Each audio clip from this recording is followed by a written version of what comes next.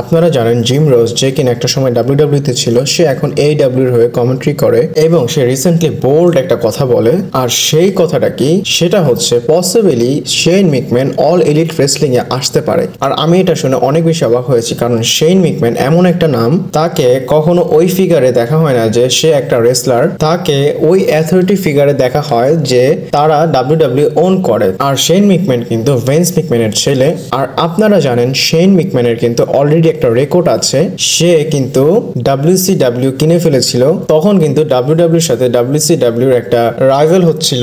আর আপনারা যদি দেখেন, এরকম কিন্তু শেন মিকম্যানের হিস্টোরি আছে। এটা পসিবলও হতে পারে কারণ তার বাবা ডাব্লিউডাব্লিউ কিন্তু বিক্রি করে দিয়েছে, এর জন্য শেন মিকম্যান অন্য কোনো কোম্পানিতে চলে যেতে পারে বিজনেসের জন্য। জিম রস এটা বলেছে অনেক ভালো হবে যদি শেন মিকম্যান আসে, সে এবং টনি খান মিলে যদি কাজ করে তাহলে কিন্তু তাদের কাজটা অনেক ভালো ওয়ার্ক করবে। আর আমি এটা শুনে অবাক হচ্ছি যে জিম রস এত সুন্দরভাবে এত ইজিলি কিভাবে বলে শেন মিকম্যানের বিষয়। আর এটা কিন্তু একটা বিগ ডিল। নর্মালি কোনো যদি সুপারস্টার জয়েন করে তাহলে তাকে নর্মালি দেখা হয়। আর আপনারা যদি ভেন্স মিকম্যানের ছেলে শেন মিকম্যানকে দেখেন, সে ডাব্লিউডাব্লিউ ওন করতো, সে যদি সেখান থেকে AEW তে যায় এবং সেখানে সে কাজ করা শুরু করে, মানে আপনারা একটাবার চিন্তা করে দেখেন। আর AEW কোম্পানির সুপারস্টার বাদে এখন সবচেয়ে বেশি প্রয়োজন হচ্ছে এমন একটা অথরিটি ফিগার যারা খুব ক্রিয়েটিভলি কাজ করতে পারবে। আর শেন মিকম্যান কিন্তু রয়্যাল রাম্বল 2020 পুরোটা প্রডিউস করেছিল। রয়্যাল রাম্বল 2020 কত ভালো ছিল সেটা কিন্তু আমরা দেখেছি। আর শেন মিকম্যান AEW তে যাবে, এটা একটা স্পেকুলেশন। যদি সে যায় বা তার কোনো আপডেট আমরা জানি, অবশ্যই আপনাদের জানাবো। আর আজকে অনেক আপডেট আছে, চলুন শুরু করা যাক। Hello viewers, welcome to Rachel Bangla BD. ফার্স্টেই বলি, আমরা কিন্তু ক্ল্যাশ এট দি ক্যাসেলে জেড কার্গেলের বচ দেখেছিলাম, ডেমিয়ান প্রিসের বচ দেখেছিলাম। আর অনেকে বলতেছিল ক্ল্যাশ এট দি ক্যাসেল না, এটা হচ্ছে বচেস অফ দি ক্যাসেল। আর রোপের বিষয় কিন্তু একটা জিনিস জানা গিয়েছে, জেনুইনলি ওখানের যে রোপস গুলো ছিল সেখানে অনেক প্রবলেম হচ্ছিল, মানে অনেক লুজ ছিল। আর আপনারা এটার প্রমাণটা দেখতে পারতেছেন এই ক্লিপে। AJ স্টাইল যখন রিংয়ে এসেছিল, রেফারি কিন্তু তাকে চেক করে দেখাচ্ছিল, আর AJ স্টাইলে কিন্তু চেক করতেছিল, মানে কোনো কিছু একটা প্রবলেম এখানে হয়েছে। এটা ক্লিয়ার, রোপসের মধ্যে প্রবলেম ছিল, সুপারস্টারদের কোনো প্রবলেম ছিল না। এর জন্যই আমাদের বচেস গুলো দেখতে হয়েছে। আর এর জন্য কিন্তু ডেমিয়ান প্রিসের পাটা একদম ভেঙে যেতে পারতো, তার ক্যারিয়ারটা শেষ হয়ে যেতে পারতো। এরপরে গাইস, ফাদার্স ডে ছিল কিছুদিন আগে, ঈদের জন্য আপনাদের সাথে কভার করতে পারিনি, তো আজকে সেই আপডেটটা বলি।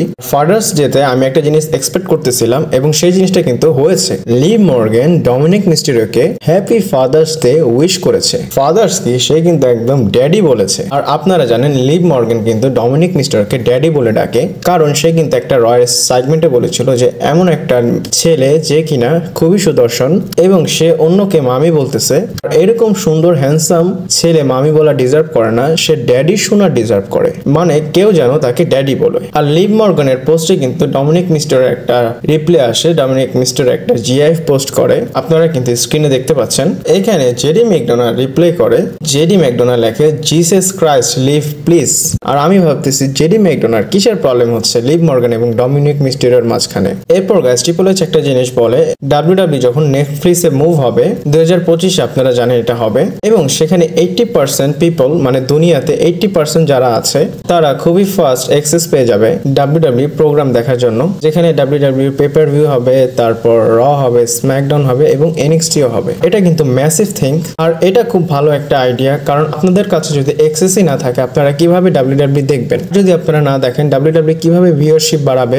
আর ডাব্লিউডাব্লিউ যে বড় একটা মুভ করতেছে, তার জন্য তাদের কিন্তু এমন একটা কোনো কিছু করতে হবে যেন 80% লোকের আইবলস ডাব্লিউডাব্লিউর দিকে আসে। এমনটা না যে আমরা এখন যেমন বোর হচ্ছি 2018 সালের 19 সালের এরকম ভাবে যদি র স্ম্যাকডাউন চলে, তাহলে কিন্তু ডাব্লিউডাব্লিউ ভিউয়ারশিপ পাবে না। আর এখন ডাব্লিউডাব্লিউতে যেমন চলতেছে, এটা কিন্তু সামার স্ল্যামে যেতে যেতে চেঞ্জ হয়ে যাবে। আর নেটফ্লিক্সে যাওয়ার আগে তো অবশ্যই রোমান রিন্স রিটার্ন করবে, এটা কিন্তু একটা বেস্ট পার্ট।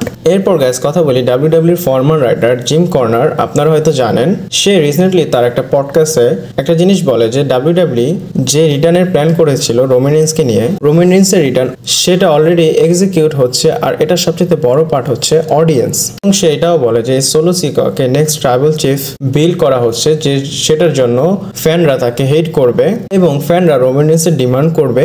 হয়েছে কি, তারা কিন্তু রোমান রিন্সকে আগে থেকে ডিমান্ড করতেছে। সোলো সিকাও কিন্তু এখনো কোনো কিছুই করে নেই, তার অনেক কিছু করার বাকি আছে। সে কিন্তু শুধু মুখে মুখে নেক্সট ট্রাইবাল চিফ বলতেছে। আপনারা ওয়েট করেন দেখবেন সোলো সিকুয়া এমন কাজ করবে যেটা দেখে ফ্যানরা অনেক হেট করবে, তারপরে একটা সময় গিয়ে রোমান রেইন্স রিটার্ন করবে। আর রোমান রেইন্স কখন রিটার্ন করবে আপনাদের আমি বলেছিলাম, আপনারা কিন্তু আমার ভিডিওতে পেয়ে যাবেন। এরপর গাইস কথা বলি সিএম পাঙ্কের একটা নতুন মার্চেন্ডাইজ লঞ্চ হয়েছে, যেটা আমি বলবো অনেক বেশি ভালো, কারণ আপনারা ডিজাইনটা দেখেন। আমরা কিন্তু তার পুরান যত মার্চেন্ডাইজ আছে সেটা দেখে দেখে বোর হচ্ছিলাম, তো ডাব্লিউডাব্লিউ কি করলো নতুন একটা মার্চেন্ডাইজ নিয়ে আসলো। আর আমি বলবো না আগেরটা খারাপ, সেটাও কিন্তু গুড। আর এটা কিন্তু একটা ফ্রেশ ডিজাইন, কারণ সিএম পাঙ্ক 2023 সালে রিটার্ন করার পর প্রথম কিন্তু একটা মার্চেন্ডাইজ ডাব্লিউডাব্লিউ লঞ্চ করেছে।